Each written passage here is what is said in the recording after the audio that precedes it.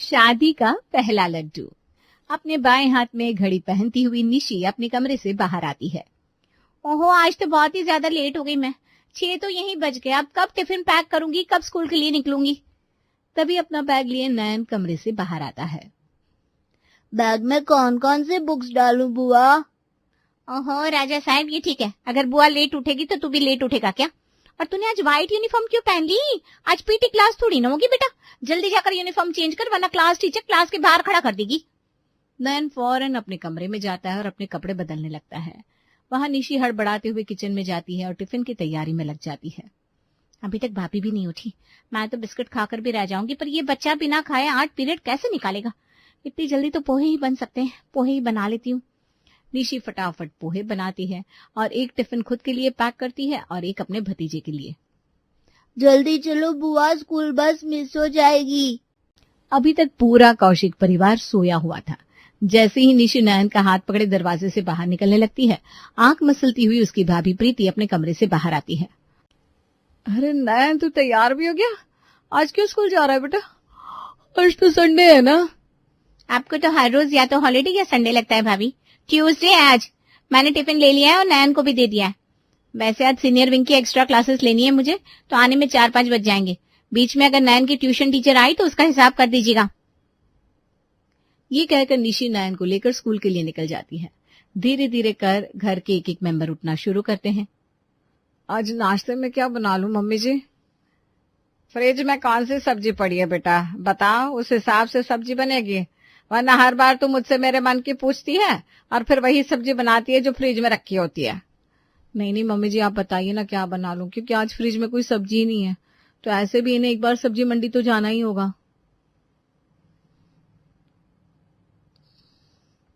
ऋतु की भिंडी तो हमने खाई ही नहीं अभी तक।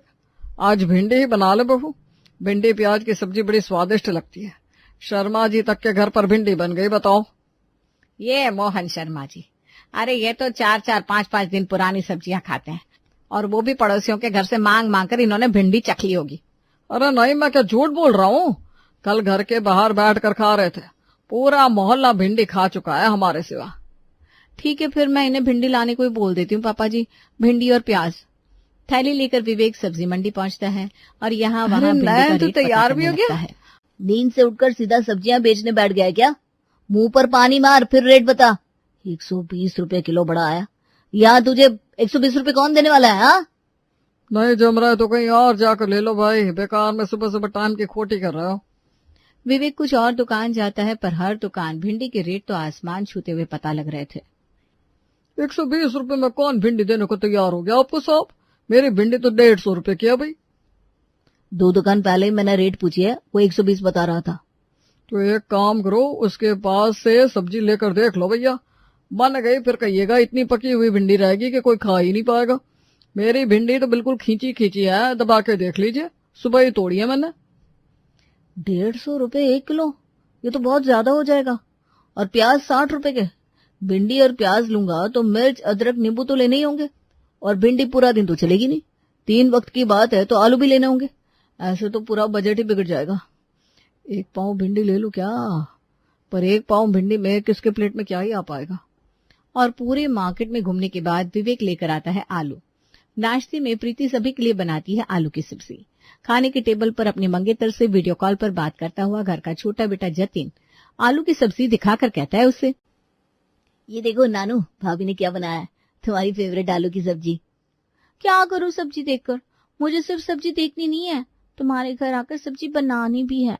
पर वो मौका तुम मुझे दोगी तब ना। कहीं बात पक्की हुई कि नहीं निशी दीदी की? अरे हो जाएगी नानू, तुम टेंशन ना लो। कैसे टेंशन ना ले बेटा जी?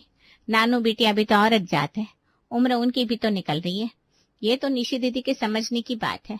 ऐसे हर तीसरे लड़के को मना करती रहेगी तो उनके चक्कर में आपका घर बसना भी मुश्किल हो जाएगा। ये क्या फालतू बोल रही है तू कमला? निशी के कारण जतिन का घर क्यों नहीं बस पाएगा? आपका घर छोड़कर और 4 घरों में काम करती हूँ मैं भाभी, और हर घर में जाते ही सीधे ही एक ही बात सुनने को मिलती है, कब होगी निशी की शादी, होगी भी कि नहीं। अब तो लोग मनगढ़ंत बातें बनाने लगे हैं कि कहीं लड़की में कोई खामी तो नहीं है। इसके पहले कि लड़की समाज में बदनाम हो जाए और शादी होनी नामुमकिन हो जाए, विदा कीजिए दीदी को। मम्मी जी को बोलकर फायदा नहीं है कमला दीदी, इस घर में इन चीजों को कोई समझना ही नहीं चाहता। इसी चक्कर में मेरा मायका भी छूट गया है। वहां सभी को लगता है मैं अपनी ननद से काम करवाती हूँ, इसलिए मैं उनकी शादी नहीं होने देना चाहती। दीदी के कारण मैं अपने मायके में बदनाम हुई पड़ी हूँ। जिस दिन दीदी विदा होगी ना, उसी दिन से मेरा मायका आना जाना शुरू होगा। और रोज की तरह आज फिर से शादी के नाम की तलवार निशी के गर्दन पर लटकने लगती है। शाम के 4 बजे निशी जैसे ही दरवाजे से अंदर आती है, ममता उससे न पानी पूछती है, न उसे सुस्ताने के लिए 1 मिनट देती है, बस उस पर शिकायतों की बौछारें कर देती है। पूरे पूरे दिन तो तू गायब रहती है, फिर आते ही बच्चों को ट्यूशन पढ़ाने लगती है। ये जो हरकतें है ना तेरी, इसी के कारण शादी में दिक्कतें आ रही है। और ये क्या हाल बना के रखा है अपने चेहरे का तूने? कितनी बार बोला है मैंने कि कह दे प्रिंसिपल मैडम को कि तुझे फील्ड का काम ना दे, पूरा चेहरा काला पड़ा हुआ है, इसलिए तो तू लड़कों को पसंद नहीं आ रही। और जिन्हें आ रही है पसंद मम्मी जी, उन्हें दीदी मना कर दे रही है। खुद की फिक्र नहीं है, चलिए समझ में भी आता है, पर अपने भाई की फिक्र तो कीजिए। उसके चक्कर में मैं भी लटकी पड़ी हूँ। 3 बहनें हैं हम, और मैं सबसे बड़ी। अगर मेरी ही शादी 30 की उम्र में होगी तो मेरी बहनों की कब होगी? आपको भले अपने भाई की फिक्र ना हो, पर मुझे अपनी बहनों की है। अगर आप शादी में देरी करेंगी तो फिर मैं कहीं और शादी कर लूंगी। पता नहीं ये नियम किसने बना दिया कि बड़ी बहन की शादी पहले होगी फिर भाई की होगी। पता चला दीदी के कारण मैं जिंदगी भर कमारा रह गया मम्मी। अगर नानू की शादी कहीं और होगी ना, तो फिर मैं कह देता हूँ मैं कभी शादी नहीं करूंगा। क्या करती हो दीदी तुम? ऐसा तो नहीं है कि तुम्हारे बिना यहाँ किसी का गुजारा ही नहीं हो रहा। क्यों चिपकी बैठी हो? हमसे कर लो ना शादी। आप सब मेरी बुआ पर क्यों गुस्सा कर रहे हैं? बुआ ने क्या किया? बुआ के दुम, तू अंदर जा। बताइए दीदी क्या करती हैं आप? सारा काम तो इस घर में मैं ही करती हूँ, बाकी शादी के बाद नानू संभाल लेगी। और सबकी सुनने के बाद आखिर में निशी कहती है, संभाल लेंगे ना आप दोनों, तो फिर ठीक है। कल स्कूल की पिकनिक है। वैसे तो मैंने सोचा था मैं नहीं जाऊंगी, पर अब चली जाऊंगी। मैं यहाँ रहूंगी नहीं तो कल पूरे घर का बेड़ा आप दोनों को ही संभालना होगा। अगर आप दोनों ने अच्छी तरह घर संभाल लिया तो शादी का लड्डू खाने के लिए मैं तैयार हूँ। और अगली सुबह 5 बजे ही निशी घर से निकल जाती है। आधे घंटे बाद, मम्मा मम्मा उठो, स्कूल के लिए देर हो रही है, टिफिन बना दो। टिफिन? जा अपनी बुआ को बोल। मम्मा आप भूल गए, बुआ पिकनिक गई है। ओफो, मेरी नींद खराब करेगा तू। चल। नींद में हिलते डुलते प्रीति किचन में जाती है और टिफिन की तैयारी करने लगती है। ओहो, बैग तो बुआ ने पैक किया ही नहीं। पापा पापा मेरे बैग पैक कर दो। देखिए ये डायरी है, इस पे शेड्यूल लिखा है, जल्दी से बैग पैक कर दो, मैं तैयार हो जाता हूँ। आज बुआ नहीं थी तो किसी ने उठाया ही नहीं। 5 मिनट में रेडी नहीं हुआ तो मेरी बस मिस हो जाएगी। अच्छा रुक बेटा। विवेक ने तो जिंदगी में कभी अपने बेटे की बुक कॉपीज को छुआ भी नहीं था। बड़ी मुश्किल से वो किसी तरह उसके बैग को पैक करता है। दूसरी तरफ प्रीति टिफिन बनाकर तैयार करती है। पापा आप उठ गए तो जरा बस स्टॉप तक छोड़ दीजिए ना। अरे बेटा मेरी नींद पूरी नहीं हुई है, मैं जरा सो लेता हूँ। मुझे भी नींद आ रही है, 8 बजे उठती हूँ। आज इसके चक्कर में 5:30 बजे उठना पड़ा। चल नयन, आज दादाजी ड्रॉप करेंगे। ये तो शुरुआत थी। महेश नयन को ड्रॉप करके वापस लौटता है। कुछ देर बाद धीरे धीरे कर सभी उठने लगते हैं।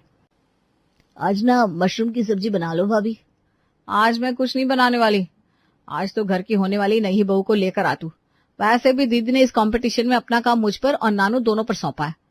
और मशरूम क्या, मैं तो कोई भी सब्जी नहीं बना सकती, क्योंकि ये तो कल हमेशा की तरह ना के बराबर ही सब्जी लेकर आए थे, जो कि कल ही खत्म हो गई थी। अरे तो मैं तो कल ही सब्जी लाने गया था, बाकी दिन तो मैं सब्जी लाता नहीं। तब कैसे आ रही थी सब्जी? ला रही थी ना तुम, जाकर ले आओ। मैं कब जाती हूँ सब्जियां लाने? सब्जियां तो स्कूल से लौटते वक्त दीदी ही लेकर आती हैं। कल उनके एक्स्ट्रा क्लासेस थे तो वो सब्जी लेकर नहीं आई, वरना कम से कम 2 दिन की सब्जी का स्टॉक लाने का डिपार्टमेंट दीदी का है। अरे दीदी का है तो क्या हुआ, अब ये काम इस घर की बहुएं करेंगी। मैं जाता हूँ, नानू को ले आता हूँ। जतिन नानू के घर जाता है और उसे लेकर वापस आ रहा था कि रास्ते में मोहन राशन वाले का दुकान पड़ जाता है। अरे कहाँ भागे जा रहे हो जतिन, 2 मिनट इधर तो आओ। मैं क्यों भागूंगा मोहन भाई, बताओ क्या बात हो गई? वो इस महीने के राशन का हिसाब नहीं हुआ है। निशी दीदी ने कहा था कि आकर कर लेंगी, लेकिन अभी तक आई नहीं है। आज महीने की आखिरी तारीख है, 30 को निशी दीदी पेमेंट करती है, तब जाकर 1 तारीख से नए महीने का राशन भेजता हूँ। मेरा क्लियर फंडा है भाई, पुराना हिसाब क्लियर करो तब नया शुरू करो। ये राशन वाला ये सब क्या कह रहा है जतिन? और वो भी सभी के सामने, सभी सुन रहे हैं ना? दीदी का वेट क्यों करना, तुम ही दे दो पैसे। कितने पैसे हो गए भैया? 30,000। 30,000? हाँ, मतलब मुंह खोलकर कुछ भी बोलना है क्या? जरा लिस्ट दिखाओ क्या क्या भेजा है घर पर। तुम रहने तो भाई, तुमसे ना होगा। तुम्हारे घर में क्या आता है क्या जाता है इस चीज की खबर कहाँ होती है तुम लोगों को? वो तो निशी दीदी है जो तुम्हारे घर पर राशन पहुंच रहा है, वरना वो भी ना पहुंचे। और इसी बात पर मोहन और जतिन के बीच में हाथापाई हो जाती है। आसपास वाले दोनों को अलग करवाते हैं और चिढ़कर जतिन वापस अपने घर आ जाता है। ले आए मशरूम? कुछ मत कहिए भैया, ये ऑलरेडी गुस्से में है। बाहर राशन वाले से हाथापाई हो गई थी। 30,000 के लिए जान दे रहा था कमीना। एक काम कीजिए, आप जाकर उसके मुंह पर ना 30,000 मार कर आइए और फिर पास से मशरूम भी ले आइएगा। 30,000 रुपये तो कमाता हूं मैं, और पूरा राशन वाले को दे दूं? ना भाई ना, इन पैसों का बोझ मेरे माथे ना आ जाए।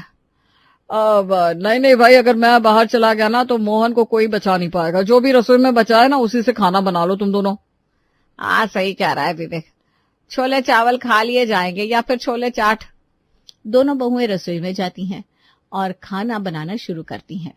सभी बैठकर आराम से खाना खाने लगते हैं। देखिए भाभी जी, कितनी अच्छी तरह से दोनों बहुएं घर का काम संभाल रही हैं और दीदी को लगता है उनके बिना घर नहीं चल सकता। आज हमने प्रूव करके दिखा दिया ना कमला दीदी। नहीं तो क्या। ऐसा मैं क्या कह रही थी भाभी, थोड़े से जो छोले बचे हैं ना वो मैं अपने घर ले जाती हूँ। आज बहुत काम है तो रात को खाना नहीं बना पाएगी मैं। हाँ, आराम से ले जा। और हॉटकेस में रोटियां भी पड़ी है, वो भी ले जा। हमारे घर पर कभी किसी को खाने के लिए मना नहीं किया जाता। दिन अच्छी तरह बीत रहा था। सभी अपने अपने काम पर निकल जाते हैं और घर की बहुएं हॉल में बैठकर टीवी देखने लगती है। तभी ममता अपने कमरे से बाहर आती है। जरा तबीयत कुछ ठीक नहीं लग रही बेटा। आज सुबह ब्लड चेकअप भी करवाना था मुझे, वो भी रह गया। ये शुगर की बीमारी ना बड़ी खराब है, हर महीने टेस्ट करवाती थी निशी मेरा। एक काम करना, तू ही ब्लड सैंपल लेने के लिए बुला ले।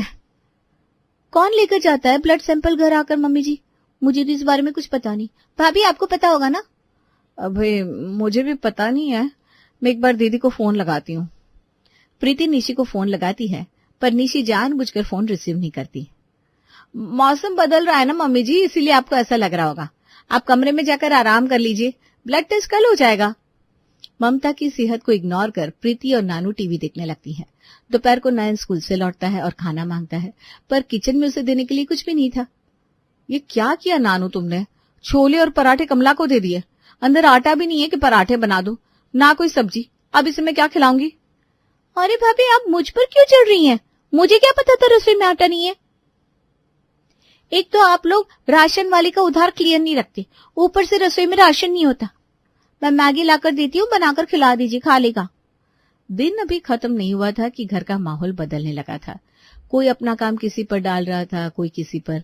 2 घंटे बाद आती है घर पर नयन की ट्यूशन टीचर। ये क्या है नयन, तुम ऐसा कभी नहीं करते, होमवर्क क्यों नहीं किया? जाओ अपनी मम्मी को बुलाकर लेकर आओ। नयन अपनी माँ को बुलाकर लाता है। होमवर्क क्यों नहीं किया बेटा तूने? अच्छा मैम, वो इसकी बुआ घर पर नहीं है ना, इसलिए। जिंदगी भर बुआ यहीं रहेगी क्या? निशी दीदी की शादी हो जाएगी, उसके बाद क्या? बच्चा आपका ही है उनका, या आपकी जिम्मेदारी बनती है? और मेरी फीस ड्यू है, आप जरा क्लियर करवा दीजिए। मैं भी दीदी को फोन करती हूँ, अपना काम करके जाना चाहिए था ना उन्हें, वही तो देती हैं फीस। नानू गुस्से में तमतमाते हुए अपनी होने वाली ननद को कॉल करती है।